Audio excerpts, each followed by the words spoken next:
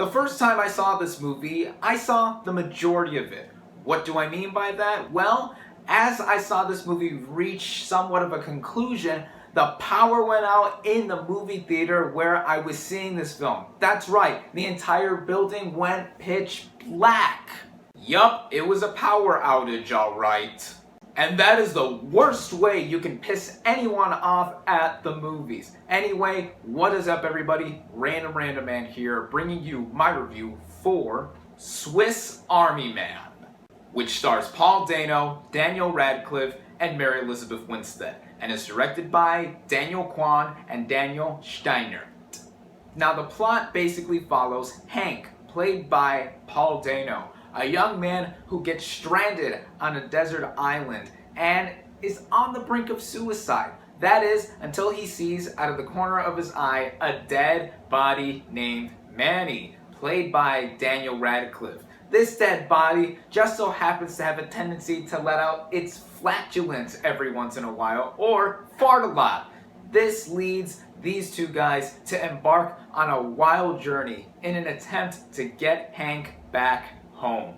Going into this movie, I was kind of intrigued by the very outlandish and straight up weird trailers that have been released for this movie earlier this year. My interest was also increased even more by the fact that this movie came out of Sundance earlier this year and won the Best Directing Award for these two directors, coincidentally named Daniel. Now, I did mention a little bit earlier about the unfortunate circumstances I was put in seeing this movie for the first time around, as yes, before the final 15 minutes of this movie happened, a blackout wiped out all of the electricity in the entire movie theater, which I was seeing this movie in for the first time. Nonetheless, long story short, I have finally seen this movie in its fullest form.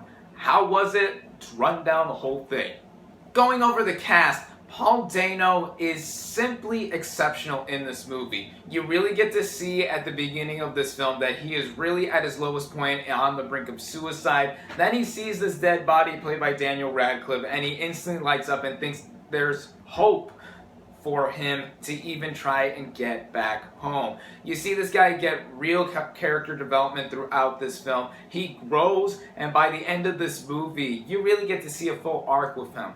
That also applies to Daniel Radcliffe as the farting dead body. Oh man, I thought he was already great as the title character in the Harry Potter film franchise, but what he does in this movie, with minimal effort sometimes, and him being a talking dead body sometimes, and also having to fart a lot, he does a stellar job here. He makes me believe that he was dead at some points, which is also aided by the wonderful makeup. There was even a dummy used at times as a stand-in for this character, but when Radcliffe was really on screen, I truly believed he was there, and the camaraderie he had between him and Paul Dano is electric. I believe these two had chemistry from the very beginning. The only other cast member of worthy mention is Mary Elizabeth Winstead, and without giving away any spoilers, her role is integral to the story, but it's minimal up until the very end. And needless to say, she does fine here.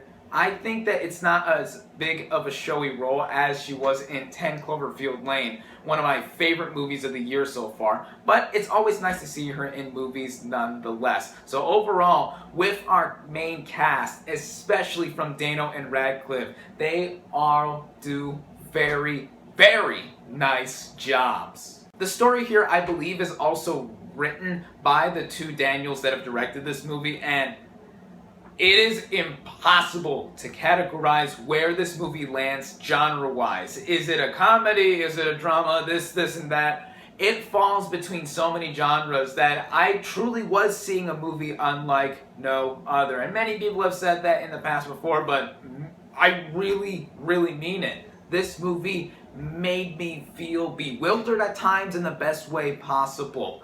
The way the story branches out, it starts out very slow, but then once the opening title card happens and the energy brings up, it makes for an experience that you know that you're gonna be at times really taken aback by, but also delighted throughout.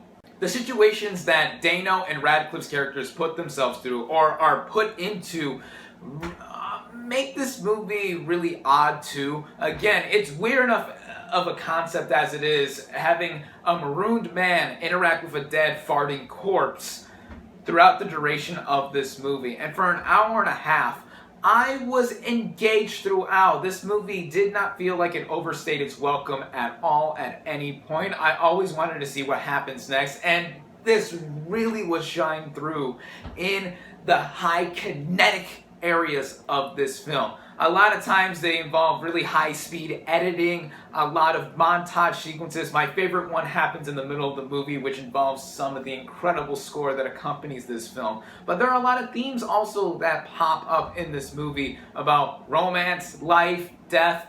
A lot of things in this small movie really show up. That is impressive for an independent film to do, with it being so oddly put together as this movie is. Even though this is an independent film, once again, the technical merits in this movie have to be mentioned. It is clearly low budget, something along the lines of a film that would be made for, I don't know, maybe less than $10 million, around that area. I'm not sure how much this movie was made for. But what it does with the money that it was used to put into this movie, it uses really well. Especially seeing it the second time, the production design of this movie deserves a lot of credit with what these characters do, where they're put into in a foresty area, a seaside by the beach. I liked how this movie looked. The cinematography was stunning to look at. The effects sometimes really made this movie look cheesy and cheap, but they added to the offbeat kilter that this movie uses with itself. It has a amazing original score. It uses a lot of a cappella songs that are actually done by Dano and Radcliffe themselves, constantly by them singing throughout the film.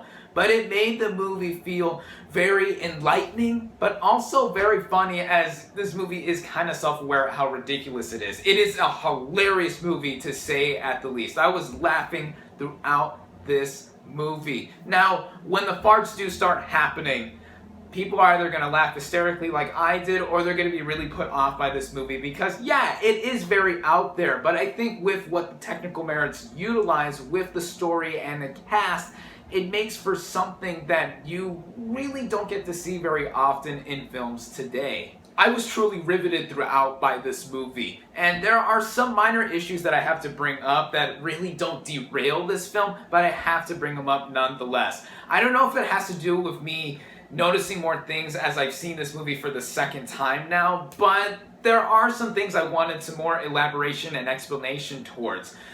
We never get a straight answer as to why Dano is even marooned on this deserted island, as without giving away any spoilers, it is mentioned that he ran away and somehow ended up there, but we never get a full answer. Also, Mary Elizabeth Winstead's character is really only mentioned here and there throughout the majority of this film to even put into integral purpose, and I can't even mention her a lot because that would give away more spoilers too, but that's barely glossed over. Stuff like that seemed very unbelievable, even though this film had very outlandish and out there standards for itself.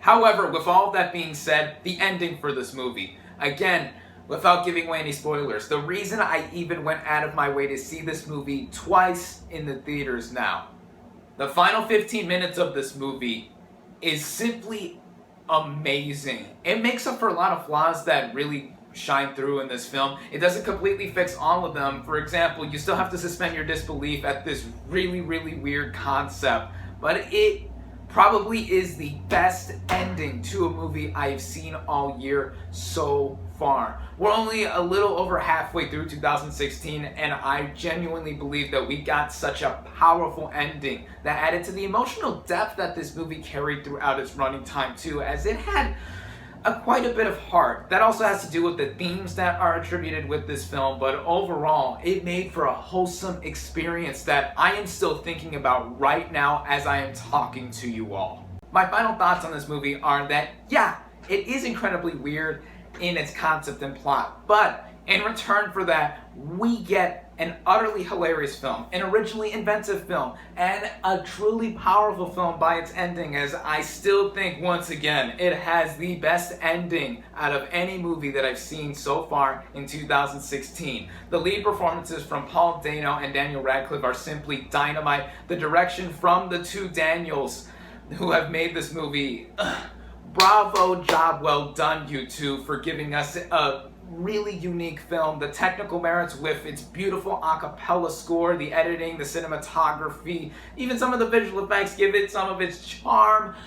I think this is a movie that makes me appreciate all that independent films do in bringing original concepts year after year after year. Even the themes have me still thinking about this movie right now as I'm talking to you all, as it is really that impactful and thought-provoking. If you're one of those people that loves original and independent films like these, or at least in concept, it is a must-see. If you're one of those types of people that has a mild interest in a movie like this and mostly sees mainstream films instead of indie films, I'd still say I highly recommend this movie, even if you have to go a little bit out of your way to even see this, as you will be treated to a movie that you have to keep an open mind to, but it takes you by the throat and shirt and brings you on an adventure that you won't soon forget after seeing this film. I love this movie. It is one of my favorite movies of 2016 thus far. My final verdict for Swiss Army Man is 4.5 out of 5 stars. Thank you all, as always, for watching. Be sure to like this video, comment on what you thought of Swiss Army Man, subscribe to my channel for more, and I'll catch you on the next movie review.